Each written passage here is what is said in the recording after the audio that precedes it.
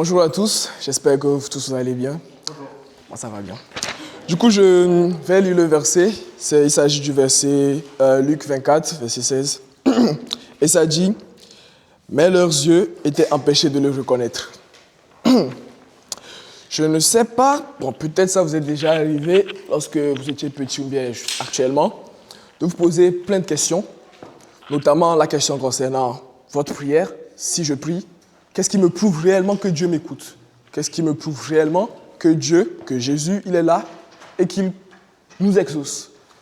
Moi, quand j'étais petit, principalement entre 6 et 10 ans en allant, je me posais souvent cette question et je demandais à ma mère souvent, quand elle prie, comme elle sait qu'elle est exaucée, comme elle sait que Jésus, il écoute ce qu'elle dit et comme elle sait que Jésus va l'exaucer peut-être.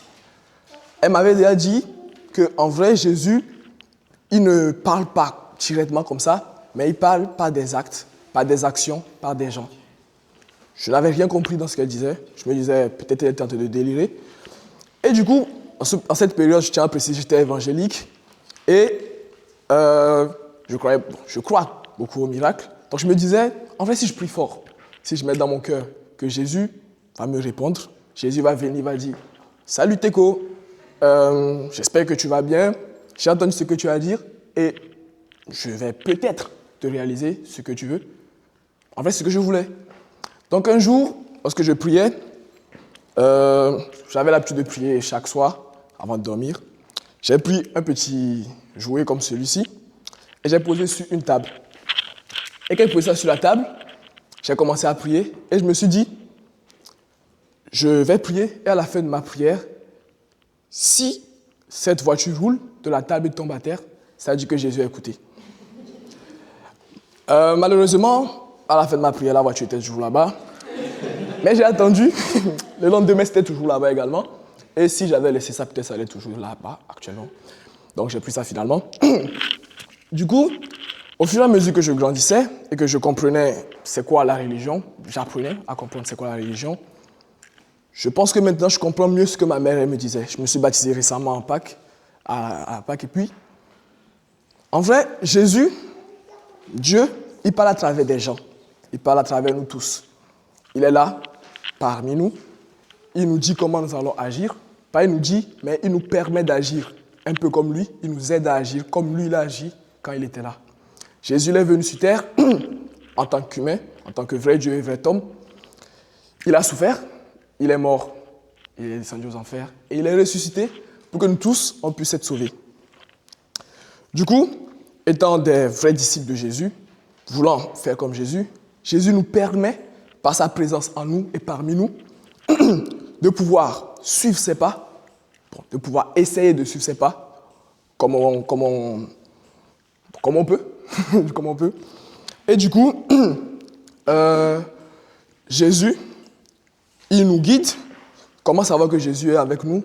C'est tout simplement reconnaître en chaque action de l'autre la présence de Jésus. À chaque action vertueuse de l'autre, savoir que Jésus est là et que c'est Jésus qui permet à l'autre d'agir vertueusement envers nous. Si tu vois un de tes amis ou si tu vois une personne en difficulté, déjà le fait de saluer la personne, le fait d'essayer d'aider au mieux la personne, c'est déjà un signe de la présence de Dieu dans ton entourage et dans le monde. Donc aujourd'hui, moi, lorsque je traverse des situations compliquées, actuellement, quand je prie Jésus, quand je prie Dieu, quand je prie en général, au fur et à mesure du temps, Jésus met toujours des bonnes personnes sur ma route pour me sortir ou au moins pour m'aider dans cette situation difficile. Et donc je crois fermement que Jésus, il est parmi nous, il est à nous et il est là pour nous. Du coup, c'est pour ça que je vais chanter ça et je vous invite également à chanter avec moi pour prouver réellement la présence de Dieu parmi nous.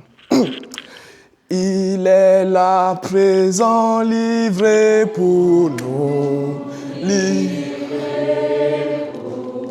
Toi le tout petit, le serviteur. Bon, mon verset c'était « Nous espérions que c'était lui qui allait délivrer Israël. » Moi, j'espérais que Jésus allait nous délivrer des guerres, de la famine, des maladies.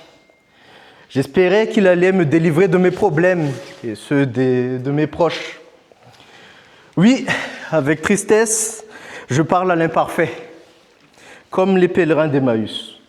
Je ressens une espérance, mais une espérance perdue, une espérance qui n'en vaut pas la peine. Tout a l'air d'aller mal. J'abandonne alors ces histoires de religion, ces rêveurs de crétins. Alors, autant en profiter de la vie sans foi ni loi. Je vous rassure, c'est pas ce que je dis aujourd'hui, mais voilà ce que je me disais à quelques mots près il y a 3 à 4 ans.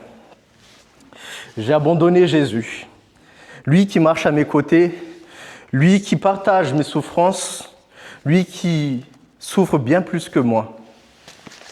Les pèlerins d'Emmaüs espéraient la délivrance du joug romain.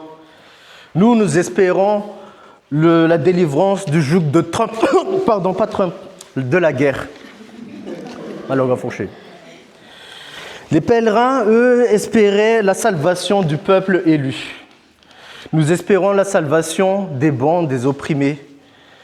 Jésus, lui, il va bien plus loin que ça. Il voit bien au-delà de ça. Effectivement, Jésus espérait la délivrance d'Israël est peine perdue avec le Seigneur, car le Seigneur ne délivre pas seulement Israël, mais délivre le monde entier.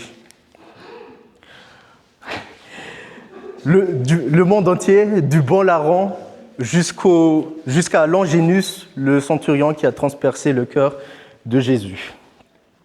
Il nous sauve de la source de tous les maux, qui est le péché. Comment il nous sauve? Non pas par l'épée, non pas par des bombes nucléaires, sûrement parce que ça n'a pas existé à l'époque, mais par sa croix et sa résurrection. Dieu nous a délivrés du péché et à nous maintenant d'être ses outils, ses instruments pour aller lutter contre les guerres, les maladies et les famines. Il ne sert à rien d'accuser Dieu du malheur du monde, mais c'est à nous d'agir avant tout. Alors, mes frères et sœurs, n'accusons plus le Seigneur de tout ça, mais remettons-nous en question afin d'agir. Osons-nous, les jeunes, à parler du Seigneur, que ce soit dans la vie, sur le réseau ou je ne sais où. Vous aussi, les jeunes, depuis plus longtemps, je vous invite à faire de même. Et il nous a donné cette force-là, Jésus, par le baptême du sang, par le sang et l'eau de son cœur incandescent. Dieu nous libère du péché. Nous devons en retour libérer le monde de ses maux par l'amour véritable, avec un cœur incandescent, un cœur brûlant. Et merci. Bonjour à tous. Vous allez excuser peut-être ma posture ou mon temps qui peut paraître un peu triste.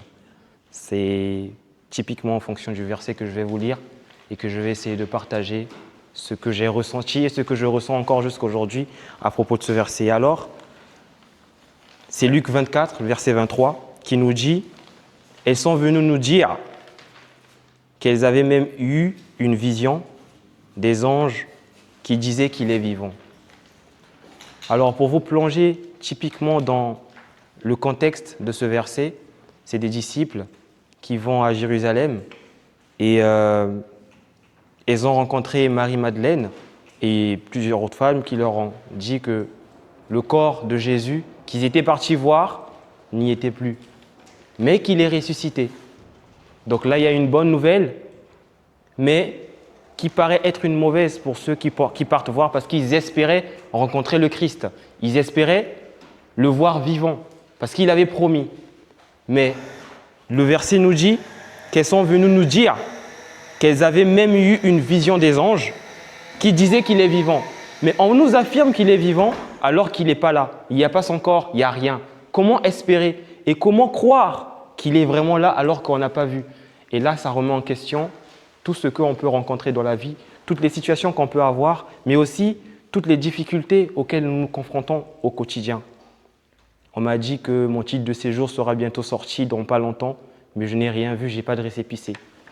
On m'a dit que la situation dans laquelle je vis actuellement, on m'a même dit que le président me connaît, etc. Mais je n'ai rien sur la main qui me prouve. Alors, comment croire à cela? Et c'est à ce moment-là que ressurgit l'espoir, l'espérance dont a parlé Enzo tout à l'heure. Comment s'accrocher sur quelque chose qu'on ne voit pas? Alors là intervient la définition de la foi. Qu'est-ce que la foi à votre avis? Si je peux avoir une réponse de l'Assemblée, ça me ferait vraiment plaisir. Voilà. Merci beaucoup. Mais une quoi? Une ferme assurance des choses qu'on ne voit pas. On ne l'a pas vu, mais on croit. On nous dit « heureux ceux qui croient sans avoir vu ». Je reviens encore un peu plus en arrière avec Thomas qui, en entrant dans la barque, voit Jésus en train de venir, s'approche et le tend la main et essaye de marcher sur l'eau comme Jésus. Mais plus tard, avec un peu de doute, il commence à se noyer. Il dit « Ah ouais, Jésus, mais moi je pars ». L'espoir, la foi, il a douté. Mais j'aimerais vous dire surtout, j'aimerais attirer votre attention sur le doute parce qu'à un moment donné dans notre vie, dans nos vies ici, présents, nous avons plusieurs fois été à la place de Thomas. Nous avons tous été des Thomas. Mais moi, mon message, c'est pas vous condamner parce que vous avez douté. C'est humain de douter. Nous devons douter. C'est parce que justement que nous doutons que nous sommes humains. C'est parce que justement que nous doutons que nous avons la foi. Il n'y a pas de foi sans doute. Il n'y a pas de foi sans doute. Il faut d'abord douter pour se poser les vraies et bonnes questions et ensuite croire.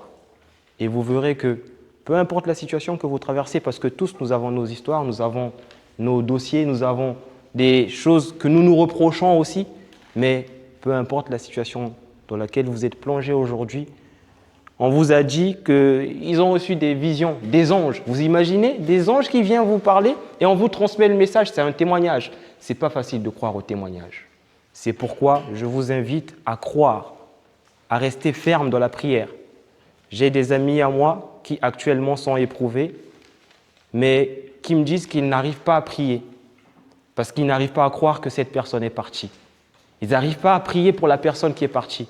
Comment dire à cette personne que cette personne-là qui est partie a besoin de tes prières? Comment lui convaincre? Il faut croire. Donc le message que je vais vous faire passer aujourd'hui à travers ce verset, c'est croire. S'attacher à la prière, mais surtout croire, croire, croire, croire. Je crois que je l'ai dit au moins 15 fois. Je répète encore pour la 16e fois, croire. Merci beaucoup. Frères et sœurs bien-aimés, le Seigneur Jésus-Christ. Vous savez, durant tout mon collège, j'ai été victime d'intimidation. Et quand j'ai eu mon bac, c'était comme une délivrance. Pour moi, c'était la gloire. Je me disais, enfin, je sors de là. Et quand j'ai eu mon bac avec mention, c'était la plus grande gloire, de prouver enfin à ceux qui m'avaient humilié que j'avais effectivement de la valeur. Chacun d'entre nous est venu ici aujourd'hui avec quelque chose dans le cœur, avec quelque chose que les autres ne voient pas. On se dit bonjour, mais on ne sait pas ce que l'autre vit, on ne sait pas ce que l'autre ressent actuellement. Il y en a qui sourient devant les hommes, mais lorsqu'ils se retrouvent seuls, cœur à cœur avec Dieu, ils se mettent à pleurer. Ils tombent parce que c'est trop, parce que nous souffrons. Et peut-être que vous qui êtes assis là aujourd'hui, au fond de vos cœurs, vous vous posez cette fameuse question que je me suis posée à de nombreuses reprises. Seigneur, pourquoi moi? Ai-je mérité cela? Seigneur, que t'ai-je fait? Pourquoi autant de souffrance? Aujourd'hui, le Christ ne nous donne pas une explication froide. Il nous donne une parole. Et c'est donc le verset 24 de Luc, le chapitre 24, verset 26 de l'évangile de Saint Luc, qui dit « Ne fallait-il pas que le Christ souffrisse cela pour entrer dans sa gloire ?» Les disciples d'Emmaüs marchaient le cœur brisé. Ils ont perdu leur espérance. Ils ont perdu celui en qui ils avaient placé toute leur confiance. Vous imaginez là, ils ont perdu Jésus. Ils ont perdu la vie. Comme vous, peut-être aujourd'hui, vous avez perdu quelqu'un. On vous a quitté, la relation s'est brisée. L'amour que vous ressentez pour une personne n'est pas réciproque. La trahison vous déchire. Vous vous sentez rejeté, vous vous sentez incompris. Vous vous sentez oublié, vous vous sentez maltraité. quand les problèmes financiers étouffent, on ne peut pas payer la pension, les parents n'ont pas assez, tu es en France, il n'y a plus d'AVI. Quand les études ou le travail deviennent un poids, oui, parfois on se met devant le cahier et ça ne passe pas. Tu essayes n'importe comment, tu n'arrives pas à étudier. Mon père dit souvent, va dormir, c'est mieux. Comme quand tu pries et que Dieu semble se taire. C'est quoi parler de la voiture? Moi, je vous dirais, parfois, tu dis, hey, Seigneur, vraiment, si tu fais ça maintenant, je te jure que je ne vais plus jamais. Si tu fais ça maintenant, Seigneur, seulement maintenant. Et Dieu ne répond pas. Quand tu cries et que le ciel paraît fermé. Oui, frères et sœurs, nos souffrances sont toutes différentes. Chacun sait ce qu'il ressent dans son cœur, mais il faut savoir que la douleur est réelle pour chacun d'entre nous. Et pourtant, au milieu de cette marche aussi lourde et silencieuse, Jésus était là. Les disciples ne l'ont pas vu parce qu'ils étaient tellement aveuglés par la douleur, par le chagrin, qu'ils n'ont pas vu Jésus à temps. Pourtant, il était avec eux sur tout le chemin. Et aujourd'hui encore, il marche avec vous, il marche avec nous, dans nos combats, lorsque nous peinons sur le poids de nos fardeaux, dans nos larmes que personne n'arrive à percevoir. Puis cette parole vient. Ne fallait-il pas? Cela veut dire que même ce qui nous fait souffrir, Dieu peut l'inscrire dans un chemin de vie. Attention, loin de là de dire que Dieu se réjouit de notre souffrance, mais il refuse qu'elle soit inutile. Frères et sœurs, la souffrance affective que vous ressentez aujourd'hui, Dieu peut la transformer en un amour plus vrai, en un amour que même votre prochain ne saurait vous donner. La solitude, Dieu peut la remplir de sa présence. Les échecs, Dieu peut en faire le commencement d'une chose encore plus grande que ce que vous n'aurez même imaginé. Les larmes, Dieu peut les recueillir une à une. Et c'est comme ça que je dis souvent, rien n'est perdu avec Dieu, rien. Tout se conserve, c'est comme la loi d'Avogadro. Regardons le Christ sur la croix. Jésus sur la croix, il a connu le rejet, la trahison, l'injustice, douleur physique, l'abandon, il a tout traversé. Et malgré ça, pas une seule fois, la croix n'a eu le dernier mot. Après la nuit, il y a eu la lumière. Après la mort, il y a eu la vie. Après la souffrance, il y a eu la gloire, il y a eu la résurrection. Alors aujourd'hui, j'aimerais vous dire quelque chose, à toi personnellement, à vous qui m'écoutez. Ce que vous vivez est difficile, mais ce n'est pas la fin. J'ai l'habitude de chanter...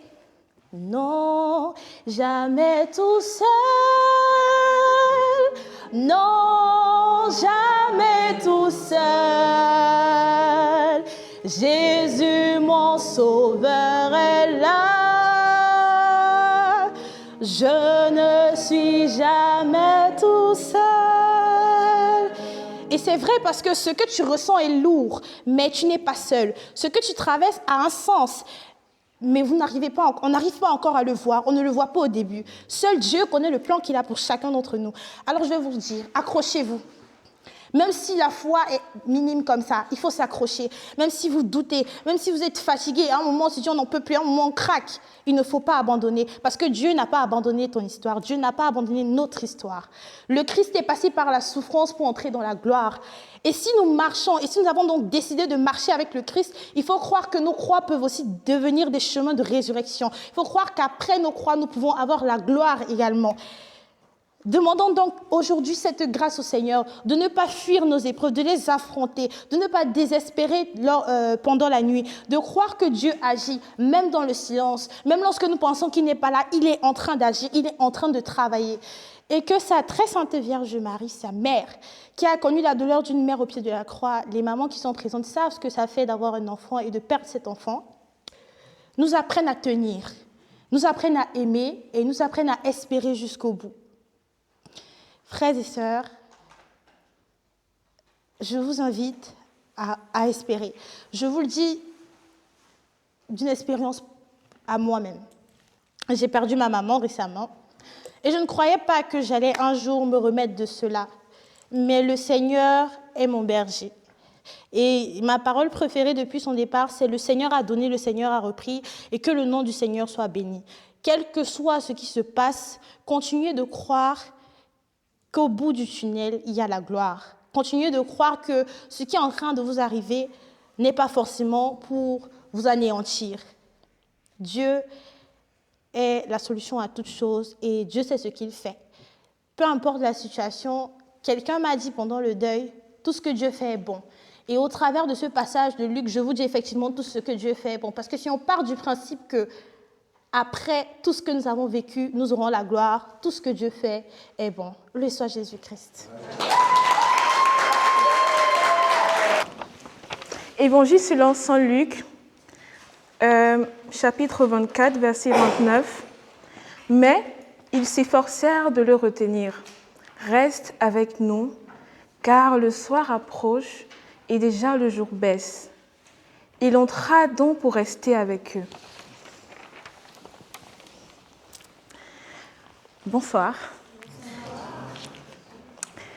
Dieu, il m'aime. Dieu, il nous aime. Dieu, il m'aime. Dieu, il m'aime. Dieu est grand. Dieu est fort. Seigneur, tu sais combien dans ma journée je peux prendre 2, 3, 4, 5, 6, 7, 8, 9, je ne sais pas, 15 minutes pour répéter à chaque fois dans mon cœur que Dieu, il m'aime. 3 fois, le Père, le Fils et le Saint-Esprit. Dieu, il m'aime. Dieu, il m'aime. C'est ainsi, Seigneur, ces oraisons éjaculatoires qui, à chaque fois, font bondir mon âme et me permet de toujours avoir les yeux fixés sur le cœur de Jésus transpercé, dans ce cœur où je me cache. Seigneur, je prends ce temps dans la journée de t'offrir une prière mentale pour toujours te disposer mon corps dans cette journée-là. Seigneur, je t'offre toujours ce cœur à cœur-là afin de pouvoir toujours être inspiré par toi. En cette journée, je priais qu'il y avait du soleil pour pouvoir dire « Frère soleil ». En cette soirée, en ce moment, de pouvoir dire « Seigneur, merci pour la créature ». Seigneur, je me rappelle du terme hébreu que j'ai appris, que je n'ai jamais oublié, dans la Genèse, où on disait « Ish et Isha », l'homme et la femme réunis qui ne font qu'un, qui font le corps du Christ, qui font l'Église, qui est l'épouse du Christ. Seigneur, c'est ainsi, par ces moments-là, que je m'efforce. Je désire te retenir avec moi. Dans la journée, le matin, à midi, le soir, quand je me couche, je t'offre ces moments-là. Parfois, 2 minutes, simplement, ça me suffit à me rappeler cette phrase, ces 2 mots, 3 mots, Dieu il m'aime.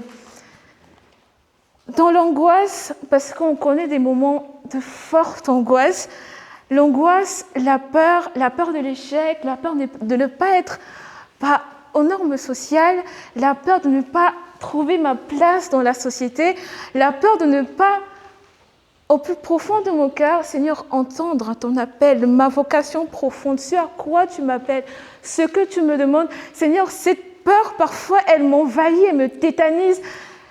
Et la seule chose qui me retient à toi, c'est Dieu, il m'aime. C'est la prière la plus profonde qui me permet de ne jamais, de flancher, mais de me dire, Dieu, il m'aime et ça suffit.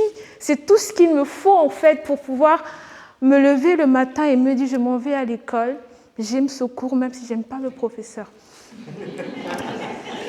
Seigneur, et c'est là tu me dis, tu es ma fille bien-aimée, tu es mon fils bien-aimé, vas-y.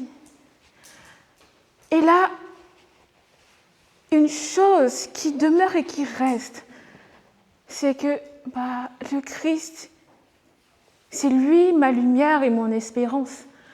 Dans tous ces moments d'angoisse, de stress, c'est lui mon espérance. En plus, il est ressuscité. La joie de la résurrection. L'octave est passée, mais on a quoi 40, 50 jours pour continuer à dire oui, le Christ, il est ressuscité. Et c'est la plus belle joie de toujours sourire, de voir des roses et dire mais c'est beau, Seigneur, merci beaucoup. Au hasard, j'ai tiré juste une phrase de Saint Augustin. Dieu n'est pas objet de connaissance sensible. Ça me rappelle que, Seigneur, je ne te touche pas, je ne peux pas te voir, mais je peux te sentir à côté de moi.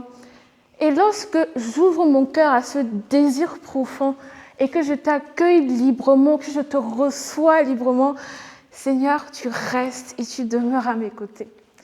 Je voulais terminer avec une phrase qui m'est venue ici, dans cette belle chapelle. En cherchant le Christ, en désirant le Christ, il demeure avec moi, avec vous, avec nous. Merci.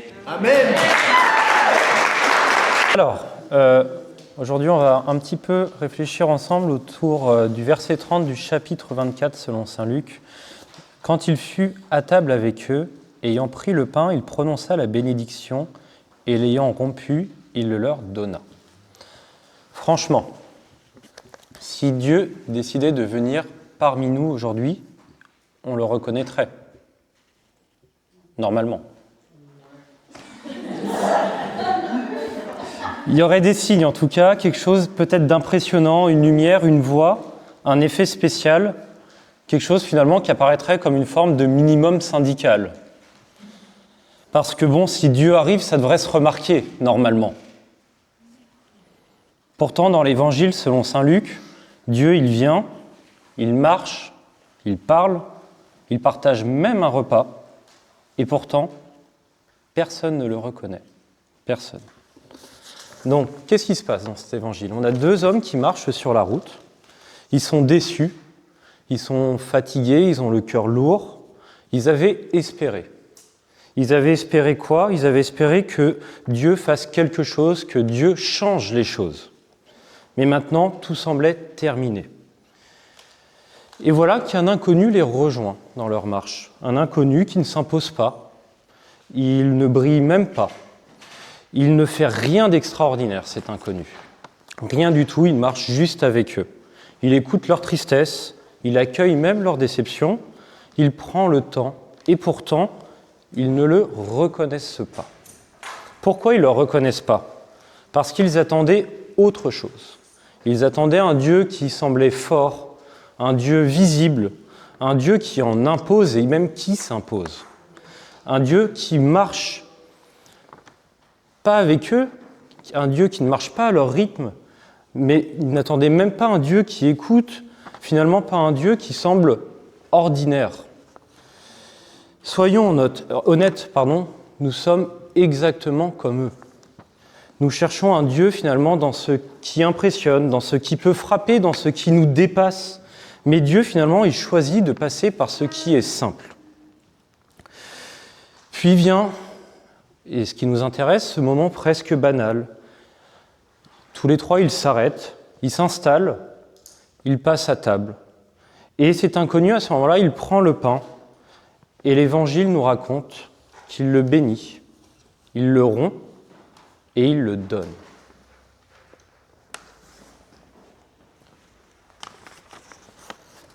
Rien de spectaculaire, pas de miracle éclatant, pas de signe dans le ciel, juste un geste. Ce geste, ils l'ont déjà vu et soudain, les yeux s'ouvrent, ils le reconnaissent et ils comprennent, enfin.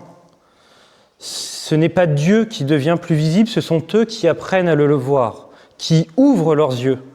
Ce n'est pas la réalité qui change, c'est leur regard à eux. Ils comprennent que Dieu était là, tout simplement depuis le début avec eux, sur la route, dans leurs questions, dans leur fatigue, dans leur histoire. Mais ils attendaient trop grand pour reconnaître ce qui était simplement donné. Ils attendaient celui qui allait délivrer Israël. Et nous, aujourd'hui, 2000 ans plus tard, après les pèlerins d'Emmaüs, combien de fois sommes-nous passés à côté de Dieu ? Combien de fois nous avons ignoré le mendiant ? Combien de fois on a un petit peu menti pour arranger la vérité ? Combien de fois on fait exprès de ne pas donner ?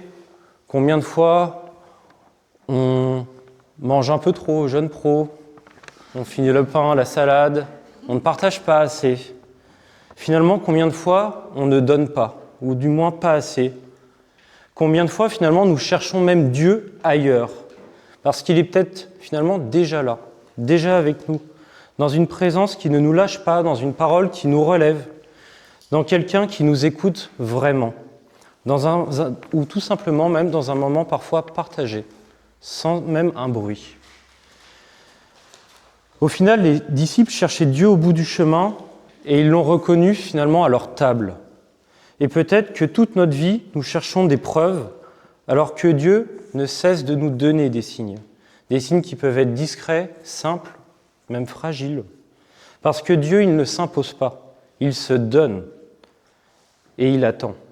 et il attend que nous apprenions enfin à le reconnaître. Amen. Alors, le verset qu'on m'avait donné. Alors leurs yeux s'ouvrirent et ils le reconnurent, mais il disparut à leur regard. Moi, la première chose, quand je lis ce verset qui me saute aux yeux, c'est « il disparut ». Et je me dis, Jésus, c'est pas très sympa, t'es un petit peu un coquinou. Tu t'avances avec eux sans te faire reconnaître, à peine tu te fais reconnaître que tu disparais. Et puis tu les abandonnes.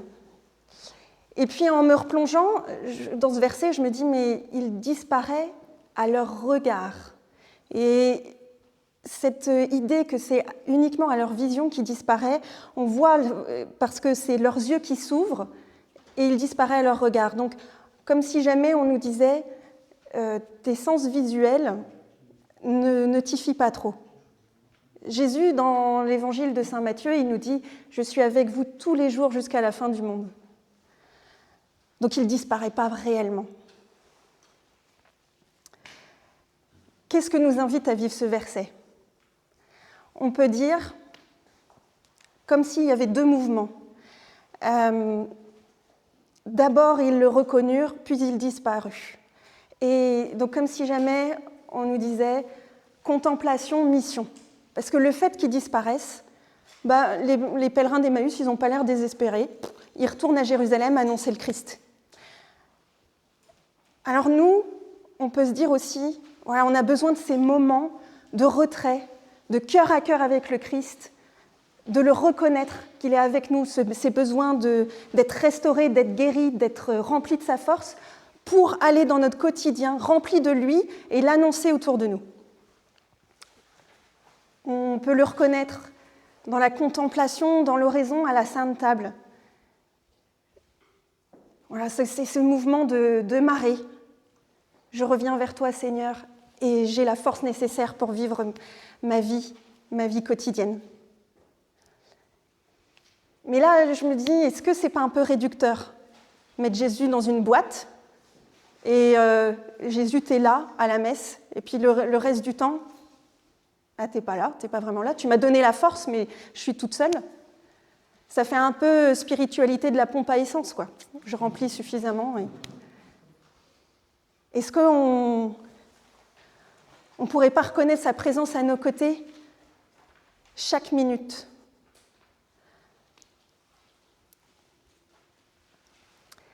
Quand je tombe, je crie vers toi. Quand je me réjouis, je me tourne vers toi pleine de louanges et de gratitude. Et puis dans mes moments un peu plus plats, un peu plus fades, est-ce que je reconnais que tu es là aussi ? Est-ce que je reconnais que tu es là alors que je suis en train de remplir un CERFA pour la banque ? Est-ce que je reconnais que tu es là alors que je suis en train d'attendre que mes pâtes cuisent un petit peu trop longtemps ? Est-ce que quand je suis dans le jardin en train d'arracher mes mauvaises herbes, je reconnais que tu es là ? Est-ce qu'en plus de ce mouvement de marée, qui est très bien, voilà, de faire des retraites de temps en temps, d'aller à la messe le plus souvent possible, on ne pourrait pas avoir ce mouvement du cœur ? Jésus, Jésus, Jésus, tu es là.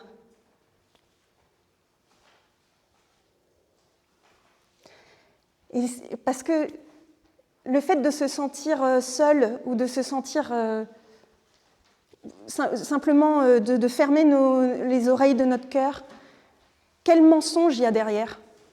Est-ce qu'il n'y a pas un mensonge, le fait de croire que Dieu est impuissant, qu'il y a des choses qui sont trop grandes pour lui, ou au contraire, de dire il y a des choses qui sont trop petites pour lui, qui ne valent pas le coup de son regard, pas le coup de le déranger. Est-ce qu'on n'est pas là à dire je me suis tapé le petit doigt de pied contre la table basse, ça ne vaut pas le coup de déranger le Seigneur pour ça ? Ou est-ce qu'on n'est pas aussi dans l'idée d'un mensonge de la performance, de dire il faut que j'aille plus à la messe pour que Jésus soit plus avec moi ? Est-ce que le Seigneur ne cherche pas à nous donner une vérité en échange de ce mensonge ? Que rien n'est trop petit pour moi ? Que je suis vraiment là à chaque seconde, à chaque minute de ta vie ? Alors quand on fait de l'aquagym, eh ben, on peut se dire que Jésus, il est dans l'eau avec moi.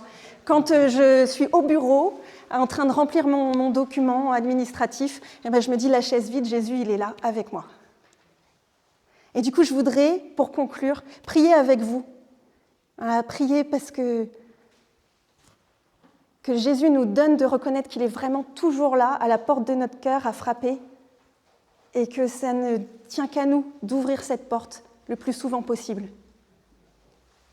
Merci Seigneur. Amen.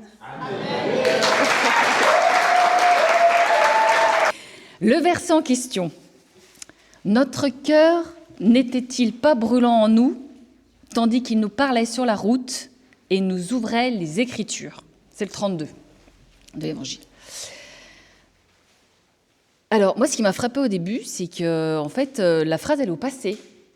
Donc, ça veut dire que quand ils sont sur le moment... Alors, Benjamin, tu disais, s'il arrivait aujourd'hui, est-ce qu'on le verrait? Bah, eux, ils l'avaient devant les yeux. Hein. Alors, je ne sais pas s'il leur manquait des lunettes pour le voir, mais mine de rien, ils ne l'ont pas vu quand même. Donc, ça nous rassure. Nous, on ne le voit pas, donc voilà. OK. Mais en fait, ça nous dit effectivement quelque chose, que ce n'est pas forcément avec les yeux de notre chair, mais c'est avec les yeux du cœur qu'il faut voir ça. Et ça fait toute la différence. Parfois, dans nos vies, effectivement, on ne s'est pas forcément rendu compte que Jésus était avec nous. On a des moments dans notre vie, dans nos épreuves, dans nos choix de vie. En fait, on se rend compte après coup qu'il était peut-être là, si, en fait. Alors, ce cœur brûlant dont on nous parle, en fait, on a tous dans notre cœur des braises. Enfin, c'est un peu la métaphore, c'est ces braises-là que lui vient rallumer, raviver. C'est une braise à peine consumée qui n'attend qu'un souffle vivifiant pour rendre nos cœurs à nouveau brûlants et incandescents. Jésus allume dans le cœur des disciples d'Emmaüs ce feu sans nous consumer. C'est un peu les prémices de la Pentecôte qui arrivent. Là. On commence à le toucher du doigt, on commence à en parler, on commence à être dedans. Donc c'est un amour qui restaure, qui reconstruit pour réveiller cette flamme intérieure, pour ranimer cette espérance blessée. Parce que sur la route, les disciples, en fait, ils avaient une perte d'espérance, l'espérance était blessée, donc c'est ça qu'on rallume. Voilà, c'est juste passager. Il faut retrouver ce feu. Donc le ressusciter, choisir l'amour ardent pour ranimer la foi des disciples. Alors, c'est bien beau d'avoir les braises, de vouloir la ranimer, mais concrètement, comment on fait? Il nous le dit, c'est en nous parlant sur la route, et il nous ouvrait les Écritures. Donc il y a deux petits points qu'on peut regarder en détail. Il nous parlait sur la route. La parole incarnée aux forces d'amour créatrice qui nous a créés et que notre cœur reconnaît. Et donc c'est ça qui va rallumer notre flamme. Il les enseigne encore sur la route. Les disciples cheminent sur leur propre chemin de résurrection. Alors faisons-nous aussi de cette route d'Emmaüs notre propre route. Et en fait, c'est notre pèlerinage terrestre sur lequel on chemine. C'est notre vie. Voilà. Donc cheminons-là avec Jésus. Voilà. Ouais. C'est important. Non, mais c'est pas fini. C'est pas fini. Et non, j'ai dit qu'il y avait 2 points. Si vous suivez, j'ai fait que le premier. Et donc, c'est lorsqu'on choisit de vivre avec Jésus ce pèlerinage sur terre, il n'y a que lui qui peut nous apporter le vrai bonheur. Et en fait, on passe notre vie à le chercher. On fait que ça. Lui, il est là, hein, mais nous, on le voit pas, on le voit pas, bref. Et donc, c'est rentrer dans cette intimité avec Dieu. C'est pour ça qu'on dit des fois, par lui, avec lui. Et alors, quand on est au summum, c'est en lui, quoi. Voilà. Bon, on a le temps, on chemine pour ça. Donc, oui, il y avait une petite... C'était marrant, on retrouve cette progression. Quand Jésus, en fait, les disciples, il les appelle au début ses serviteurs, ses disciples. Après, il les appelle, j'avais pris les références quand même, en Jean 15, amis. Et c'est marrant parce qu'après la résurrection, il nous appelle ses frères. Donc là aussi, on voit qu'il y a une progression, on chemine avec lui. Enfin, il nous tire.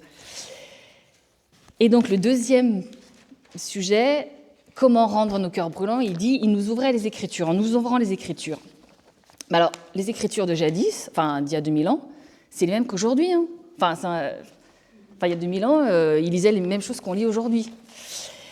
Donc l'ouverture des Écritures, c'est pas seulement l'ouverture d'un livre, c'est bien plus que ça, c'est la parole vivante de Dieu qui nous parle à nous aujourd'hui, dans notre propre expérience humaine. Les Écritures s'ouvrent quand elles trouvent des résonances dans l'histoire de chacun de nous. Donc pour ça, il faut être disposé à une écoute vraie, et une disponibilité sincère pour accueillir ce texte. Et qu'est-ce que ça nous parle aujourd'hui? Alors ceci dit, sur la route, petite parenthèse, si les disciples avaient eu leur smartphone, je ne suis pas sûre qu'ils auraient été super réceptifs à celui qui est à côté d'eux. Bon voilà, parenthèse fermée. Alors du coup, frères et sœurs, on vive aussi d'un cœur brûlant pour traverser cette vie terrestre, là, aujourd'hui, pour la vivre pleinement avec Jésus. Vous avez envie de ce cœur brûlant? Oui. Ah bon. Pardon? Oui. Alors disons un grand oui à l'image de Marie, à Dieu dans nos vies. Donc veillons sur les braises de notre cœur et préparons-nous sans cesse à les raviver en cette Pentecôte qui arrive.